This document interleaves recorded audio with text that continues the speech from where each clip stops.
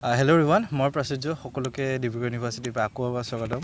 আজি এতিয়া বৰ্তমান আহিলোঁ আমি লাইব্ৰেৰী কেম্পাছত। চ' মোৰ লগত আছে ছেকেণ্ড ছেমৰ 3জন কেমেষ্ট্ৰি ষ্টুডেণ্ট। চ' তেখেতসকলৰ লগত আমি ডিছকাছ কৰিম যে কেনেকৈ কেমেষ্ট্ৰিৰ কাৰণে প্ৰিপেয়াৰ কৰিব লাগিব ডিব্ৰুগড় ইউনিভাৰ্চিটিৰ এণ্ট্ৰেঞ্চ এক্সামৰ কাৰণে। ফাৰ্ষ্ট অফ অল সকলোকে স্বাগতম জনাইছোঁ। নমস্কাৰ, মোৰ নাম শ্ৰী ময়ূৰ ভূষণ গগৈ। নমস্কাৰ, মোৰ নাম শ্ৰী অভিজিত চুতীয়া। নমস্কাৰ, মোৰ নাম পূৰ্ণিমা বৰা। অ'কে, চ' এতিয়া আমি আহোঁ টপিকত যে কেনেকৈ তোমালোকে কেমেষ্ট্ৰিৰ কাৰণে প্ৰিপেয়াৰ কৰিছিলা। সকলোৱে নিজৰ নিজে এবাৰ এক্সপিৰিয়েঞ্চটো দি দিলে ভাল আছিলে। নিশ্চয়। আচলতে যিটো ডিব্ৰুগড় ইউনিভাৰ্চিটিৰ যিটো এণ্ট্ৰেঞ্চ, তাৰ কাৰণে মই প্ৰিপেৰেশ্যন কৰিবলৈ মাথো 1.5 মাহে সময় পাইছিলোঁ।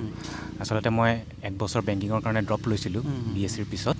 চ' বেংকিঙৰ লগত লাগি থাকোঁতে সেইখিনি সময় পোৱা নাছিলোঁ প্ৰিপেৰেশ্যন কৰিবলৈ। চ' কম সময়ৰ ভিতৰত আচলতে মই প্ৰিপেৰেশ্যন কৰিবলগীয়া হৈছিলে। আৰু সেই কম সময়ৰ ভিতৰত 1.5 মাহত প্ৰিপেৰেশ্যন কৰোঁতে মই মেইনলি ফ'কাছ কৰিছিলোঁ PYQ। 4-5 বছৰৰ PYQ কোনোবাই যদি কম সময়ৰ ভিতৰত প্ৰিপেৰেশ্যন কৰিব বিচাৰে, আটাইতকৈ ভাল যিটো মানে ৰামবান বুলি ক'ব, সেইটো হৈছে PYQ। PYQ আপোনাৰ 4 বছৰ যদি চাই 400 PYQ গোট খাই গ'ল। তাৰ ভিতৰত আপোনাৰ 40টা PYQ কমন পৰিব ডিব্ৰুগড় ইউনিভাৰ্চিটিত। 35+ PYQ কমন পৰিব। কুৱেশ্যন কৰিব লাগিব। কুৱেশ্যন যদি আপুনি কৰিবলৈ যায়, ইউটিউবত এটা চেনেল আছে কোৱাণ্টা কেমেষ্ট্ৰি বুলি, CUETৰ হয়। সেই চেনেলটো চাব পাৰে। টপিকখিনি আপুনি পঢ়িব পাৰে, টপিকখিনি পঢ়ি তাৰ পৰা কুৱেশ্যন প্ৰেক্টিছ কৰিব পাৰে। মোৰো প্ৰিপেৰেশ্যন ষ্ট্ৰেটেজি বুলি তেনেকুৱা নাছিলে আৰু মই যোৱা বছৰে ফাইনেলি ওলাইছোঁ। তাৰপিছত মই যিকেইদিন সময় পাইছিলোঁ সেইখিনি মই মানে গ্ৰেজুৱেশ্যনত যিখিনি পঢ়িছিলোঁ ধৰি লওক সেইখিনি মানে চাইছিলোঁ আৰু ইউটিউবত কেইখিনি বেছি ইম্পৰ্টেণ্ট টপিক হয় সেইখিনি ইম্পৰ্টেণ্ট টপিকখিনি মই মানে লিখি পিনে সেইখিনিৰ পৰা মানে সেইখিনি বেছিকৈ ভালকৈ ৰিভাইজ দিছিলোঁ। আৰু ধৰি লওক ইনঅৰ্গেনিকৰ কোঅৰ্ডিনেশ্যন কেমেষ্ট্ৰি, কেমিকেল বণ্ডিং, তেনেকৈ ফিজিকেলৰ থাৰ্মোডাইনেমিক্স, ইলেক্ট্ৰকেমিষ্ট্ৰি, কাইনেটিক্স তেনেকুৱা টপিকবোৰ মানে ভালকৈ চাইছিলোঁ। আৰু তাৰপিছত অৰ্গেনিকৰ GOC, নেম ৰিয়েকশ্যন তেনেকুৱাবিলাক ভালকৈ চাই মেলি সেইখিনি আকৌ ৰিভাইজ দি আকৌ লগতে PYQখিনি কৰিছিলোঁ ভালকৈ। DUPGT কাৰণে মেইনলি ক'বলৈ গ'লে মানে PYQখিনি ইম্পৰ্টেণ্ট হয়। মই 5 ইয়াৰ্ছৰ PYQখিনি ছল্ভ কৰিছিলোঁ আৰু PYQখিনিত মানে কিছুমান কমন টপিকছ প্ৰতিবাৰে মানে কিছুমান কমন আহে, যোনবিলাক মানে সেইবিলাক কমন টপিকছবিলাক মানে বেছিকৈ ৰিভাইজ কৰিছিলোঁ। আৰু যোনবিলাক মানে গ্ৰেজুৱেশ্যনত যোনবিলাক টপিক মানে পঢ়িছিলোঁ, যেনেকৈ কিছুমান ইজি টপিক থাকে, কিছুমান মানে এনেকুৱা থাকে মিনিমাম চিলেবাছৰ পৰা মেক্সিমাম মাৰ্কছ আহে, সেইবিলাকৰ ওপৰত বেছিকৈ গুৰুত্ব দিয়া হৈছিলে। যেনেকৈ এতিয়া ইনঅৰ্গেনিকত কোৱা নিচিনাকৈ কেমিকেল কাইনেটিক্স কোঅৰ্ডিনেশ্যন কমপ্লেক্স, এইবিলাক মানে ইম্পৰ্টেণ্ট হয়, যিবিলাক মানে কম টাইমতে কভাৰো কৰিব পাৰি আৰু মানে বেছি মাৰ্কিঙো হয়। আৰু তেনেকৈ ফিজিকেলত ছলিড ষ্টেটেই হওক বা থাৰ্মোডাইনেমিক্স হওক বা কেমিকেল কাইনেটিক্স হওক তেনেকুৱা। তাৰপিছত অৰ্গেনিকৰ ক্ষেত্ৰত মানে তেনেকৈ বিশেষকৈ পঢ়া নাছিলোঁ, হ'লেও মানে GOC কিছুমান ইম্পৰ্টেণ্ট, যেনেকৈ GOC, তাৰপিছত GOC এৰ'মেটিচিটি এইবিলাক। তাৰপিছত আৰু গ্ৰুপ থিয়ৰিখিনি DUPGTত মানে মেইনলি মানে গ্ৰুপ থিয়ৰিটো ইম্পৰ্টেণ্ট হয়, তাৰ পৰা 1 বা 2টা কুৱেশ্যন থাকে প্ৰতি বছৰে। তেনেকৈয়ে মানে প্ৰিপেয়াৰ কৰিছিলোঁ। আৰু প্ৰিপেয়াৰ কৰিবলৈ তেনেকৈ বেছিকৈ সময় পোৱা নাযায়, গতিকে মানে মই তেনেকৈ মানে ধৰক কটনৰ তেনেকৈ কটন ইউনিভাৰ্চিটিৰ এণ্ট্ৰেঞ্চৰ যোনবিলাক আগৰ কুৱেশ্যন পেপাৰ থাকে সেইবিলাক পোৱা নাযায়, কিন্তু ইউটিউবত তেনেকৈ 1-2টা কুৱেশ্যন পোৱা যায়। আৰু যোনবিলাক টপিকছ মানে নিজৰ লাগে যে ইম্পৰ্টেণ্ট, আৰু মানে DUPGTত এনেকুৱা হয় মানে বহুত বেছি লেন্দি কুৱেশ্যন নাহে, যেনেকৈ কটনত আহে। কটনত এছাৰশ্যন ৰিজন বেছিকৈ আহে। DUPGTত মানে তেনেকৈ বেছি লেন্দি কুৱেশ্যন নাহে, 2D পইণ্ট কুৱেশ্যনে আহে। তেনেকৈ মানে ফিজিকেলৰ ক্ষেত্ৰত সেইকাৰণে যোনবিলাক ফৰ্মুলাছ থাকে সেইবিলাক ফৰ্মুলাবিলাক ৰিভিজনটো মেইনলি ইম্পৰ্টেণ্ট হয়। যেনেকৈ কেমিকেল কাইনেটিক্সৰ first order, second order, third order মানে ৰিয়েকশ্যন ৰেট বা ৰিয়েকশ্যনৰ মানে অৰ্ডাৰ কিবাকিবি সেইবিলাক ইম্পৰ্টেণ্ট হয়। তেনেকৈ ইলেক্ট্ৰকেমিষ্ট্ৰিৰ ক্ষেত্ৰতো মেইনলি ফৰ্মুলাছবিলাক ইম্পৰ্টেণ্ট হয়। তেনেকৈ আৰু প্ৰিপেয়াৰ কৰিছিলোঁ। ঠিক আছে। ত' তোমালোকৰ হিচাপত মানে চবেই মোৰ হিচাপত এবাৰকে ইম্পৰ্টেণ্ট টপিকছ তোমালোকৰ নিজৰ হিচাপত এবাৰ কৈ দিলে। আচলতে এণ্ট্ৰেঞ্চটোৰ কাৰণে মই 1.5 মাহ প্ৰিপেৰেশ্যন কৰিছিলোঁ। আৰু 1.5 মাহ প্ৰিপেৰেশ্যন কৰোঁতে মই 2টা ছাবজেক্টতেই মেইনলি ইম্পৰ্টেঞ্চ দিছিলোঁ। সেই 2টা হ'ল ফিজিকেল কেমেষ্ট্ৰি আৰু ইনঅৰ্গেনিক কেমেষ্ট্ৰি।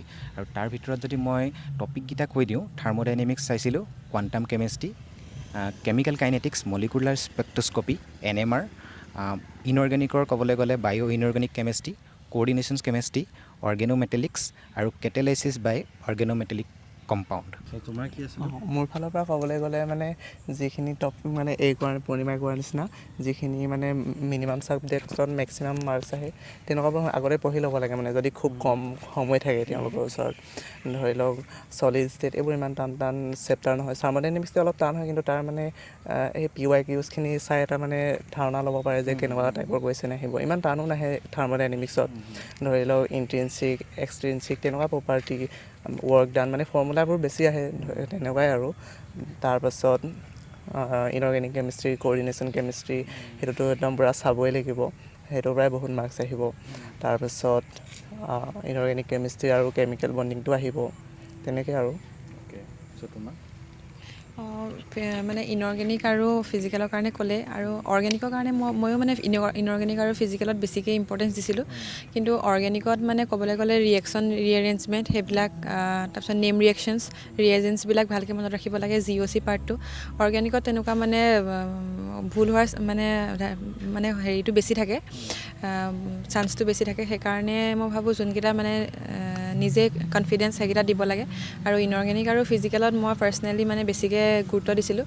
সেয়াই মই তেনেকৈ তেওঁলোকে কোৱাৰ নিচিনাকৈ মানে গোটেইকেইখন মানে Tezpur university, Guwahati university, cotton আৰু ডিব্ৰুগড় ইউনিভাৰ্চিটি গোটেইখিনি পেপাৰ মই মানে ছল্ভ কৰিছিলোঁ। লগতে মই CUET দিছিলোঁ। CUETৰ যোনখিনি আগৰ বছৰৰ পেপাৰ থাকে বা জেমৰ কুৱেশ্যন পেপাৰ সেইখিনি ছল্ভ কৰি পেলাই তাৰপৰা যোনখিনি কমন টপিক্স ওলাইছিলে সেই টপিক্সবিলাকৰ এনালাইচিছ কৰি পেলাই সেইখিনি মানে আগত প্ৰিপেয়াৰ কৰিছিলোঁ। তাৰপিছত মানে অভাৰঅল এবাৰ ৰিভাইজ কৰিছিলোঁ গোটেই BSc চিলেবাছটো, ওপৰে এবাৰ এনেই ৰিভাইজ কৰিছিলোঁ, কিন্তু ইম্পৰ্টেণ্ট টপিক্সবিলাকত বেছিকৈ গুৰুত্ব দিছিলোঁ। এতিয়া আমি যদি চাওঁ মানে PYQ কাৰণে বুক তোমাৰ কি আছে? PYQ কাৰণে মই বিশেষকৈ তেনেকৈ বুক এখন মই ৰেফাৰ কৰিছিলোঁ, আৰিহান্তৰ আছিলে সেইখন, আৰু এখন মই আৰিহান্তৰে এখন জেমৰ ওলাইছিলে, জেমৰ যোনখিনি 13 ইয়াৰ্ছৰ কুৱেশ্যন ছল্ভ কৰা থাকে সেইখিনিত মানে গতিকে মানে বেছিকৈ নিজে এফৰ্ট দিবলগীয়া নহয়, যিহেতু ছল্ভ কৰি থোৱা থাকে তাৰপৰা ধাৰণাটো ল'ব পাৰি। PYQs কাৰণে তেনেকৈ কিতাপ লোৱা নাছিলোঁ।